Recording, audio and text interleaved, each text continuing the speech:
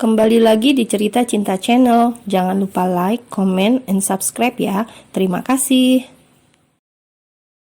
Pagi itu, setelah beberapa bulan tak menginjakan kaki di lingkungan tempatnya pernah tinggal, Hana akhirnya mengunjungi tempat itu lagi. Sesuai dengan janji suaminya, Hana datang menemui nenek Laura. Kenangan begitu erat melekat dalam ingatannya. 7 tahun lalu adalah pertama kali ia datang ke tempat itu sebagai seorang gadis muda yang misterius.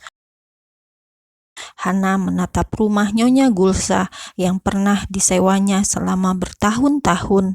Ia tersenyum saat teringat akan wanita itu. Meskipun Nyonya Gulsa cukup cerewet dan galak, tetapi ia tetap mengizinkan Hana menyewa rumahnya, walaupun kadang terlambat membayar sewa. "Hana, apa kabar, Nak?" Senyum merekah menarik kerutan di wajah wanita tua itu. Ia merentangkan tangan menyambut Hana ke pelukannya. Rasa haru dan bahagia menjalar ketika Hana membalas pelukannya. "Nenek Laura, apa kabar? Aku sangat merindukan nenek," ucap Hana mengeratkan pelukannya. "Baik, Nak. Bagaimana denganmu?" "Aku juga baik, Nenek. Sangat baik." Nenek Laura mengusap puncak kepala Hana dengan penuh kasih sayang. Ia tersenyum bahagia meskipun Hana telah menjadi istri dari seorang pria yang sangat kaya raya, namun ia sama sekali tak berubah. "Aku pikir kau sudah melupakanku." "Jangan bicara begitu, Nenek. Aku masih sama seperti dulu." Nenek Laura menyeka air mata yang menggenang di ujung matanya. "Baiklah, ayo masuk dulu. Aku baru saja membuat roti panggang kesukaanmu." Nenek Laura belum mampu membendung air matanya yang terurai. Rasa tak percaya masih memenuhi hatinya. Hana baru saja memberinya sebuah kunci rumah, sesuatu yang tak pernah terpikir olehnya. "Hana, tapi ini terlalu berlebihan. Aku sama sekali tidak mengharapkan yang lebih." "Tidak, Nenek. Anggap saja itu sebagai hadiah untuk Nenek. Selama tinggal di Amasyah, Nenek sangat banyak membantuku. Hanya dengan cara seperti ini, aku bisa membalas kebaikan Nenek." "Terima kasih, Nak. Semoga kau selalu bahagia." Hana memeluk wanita itu. "Nenek bisa pindah ke rumah baru kapan saja. Selain itu, suamiku juga akan mengirimkan uang setiap bulannya supaya Diarah bisa pulang dan tidak perlu lagi bekerja di tempat yang jauh dari Nenek." Nenek Laura menggenggam kunci rumah itu dengan berlinang air mata. Evan membelikan sebuah rumah di kawasan yang cukup strategis. Terlebih, rumah yang disiapkan Evan untuknya adalah sebuah rumah yang cukup besar. Kedatangan Hana pun membuat beberapa tetangga heboh.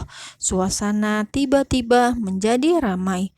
Banyak yang datang untuk sekedar menyapa ataupun meminta maaf atas kesalahan di masa lalu, terutama Nyonya Ursula. Ia sudah beberapa kali memohon maaf dan berterima kasih karena Evan tidak memecat putrinya yang bekerja di kafe miliknya. "Hana, aku tidak tahu harus meminta maaf dengan cara apa. Aku sangat malu dengan perbuatanku di masa lalu. Terlebih lagi, aku sering menghina anak-anakmu." "Tidak apa-apa, Nyonya. Aku juga minta maaf. Aku juga sering berbuat kasar terhadapmu." "Itu kan karena aku duluan yang berbuat kasar." Hana tersenyum. "Tidak usah dipikirkan lagi. Yang penting sekarang kita sudah berteman." "Oh ya, aku dengar besok kau akan meninggalkan Amasyah." "Iya, Nyonya." "Apa kalian akan langsung pulang?" "Tidak, kakak iparku sangat ingin pergi ke Kapadokia. Kami sekeluarga akan ke sana." "Wah, itu pasti akan sangat menyenangkan." Di sisi lain, Evan sedang menikmati istirahat siangnya di sebuah ruangan ketika pintu ruangannya terbuka. Ia tersenyum dan langsung berdiri dari duduknya ketika melihat istrinya baru saja tiba. Evan menyambutnya dengan pelukan. "Sepertinya kau sangat bahagia hari ini," ucap Evan menatap wajah Hana yang berseri-seri. "Iya, tentu saja," jawabnya sambil merapikan rambutnya yang berantakan karena diacak-acak oleh Evan dengan gemas. "Nenek Laura titip pesan untukmu. Dia mengucapkan terima kasih untuk hadiahnya." "Aku senang kalau dia suka." Evan kembali memeluk istrinya, mencium pipi dan kening. "Oh ya, bersiap-siaplah karena besok kita akan ke Istanbul. Kak Zian dan Naya sudah beberapa kali menghubungiku. Sepertinya Naya sudah tidak sabar untuk pergi ke Kapadokia. Lihat saja, dia pasti akan naik balon udara seharian." "Apa Kak Naya belum pernah ke sana?" "Belum, ini akan menjadi pengalaman pertamanya. Dia akan membuat Kak Zian repot dengan keinginannya yang kadang di luar nalar manusia normal." "Wah, sepertinya kau sangat mengenal Kak Naya ya.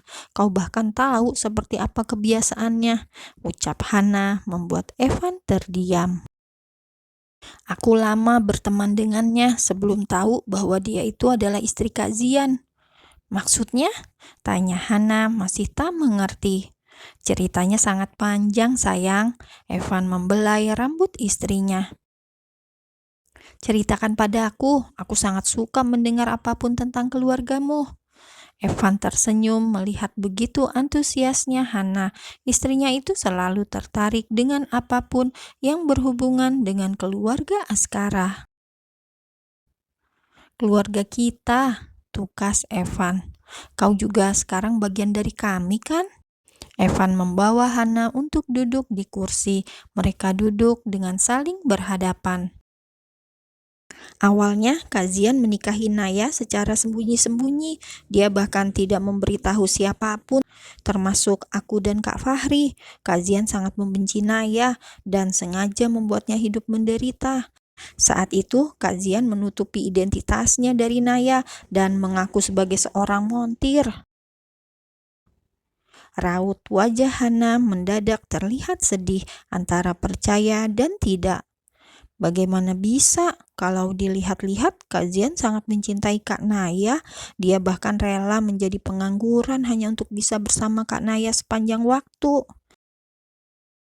Memang seperti itu awalnya. Kak Zian jatuh cinta pada seorang gadis remaja pemain piano. Suatu hari, tanpa sengaja, dia menembak gadis itu dan meninggalkannya begitu saja di jalan. Beberapa tahun kemudian, mereka bertemu kembali, tapi Kak Zian tidak lagi mengenali wajah gadis itu.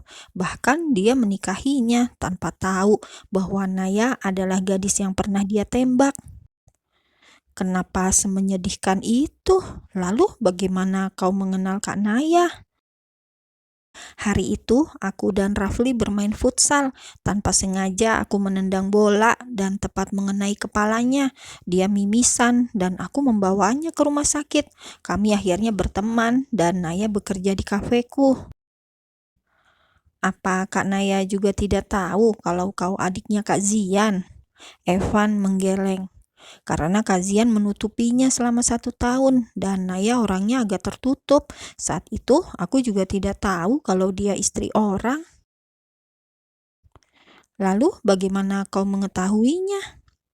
"Kami baru mengetahuinya saat Kak Fahri membaca buku catatannya Naya. Saat itu dia sudah sekarat dan Kak Zian baru menyadari bahwa gadis yang dia cari selama 7 tahun adalah Naya." "Kak Zian pasti sangat menyesal." "Tentu saja, karena itulah dia berjanji akan menghabiskan seluruh hidupnya untuk Naya. Kau lihat sendiri kan bagaimana posesifnya dia." Hana tertawa kecil mengingat betapa kakak iparnya itu sangat ketat mengawasi istrinya. Bahkan makanan yang dimakan Naya pun harus dengan anjuran seorang ahli gizi. Bahkan Naya demam saja akan membuatnya panik luar biasa. Boleh aku tanya sesuatu? Tanya Hana. Apa yang mau kau tanyakan? Hana terdiam beberapa saat.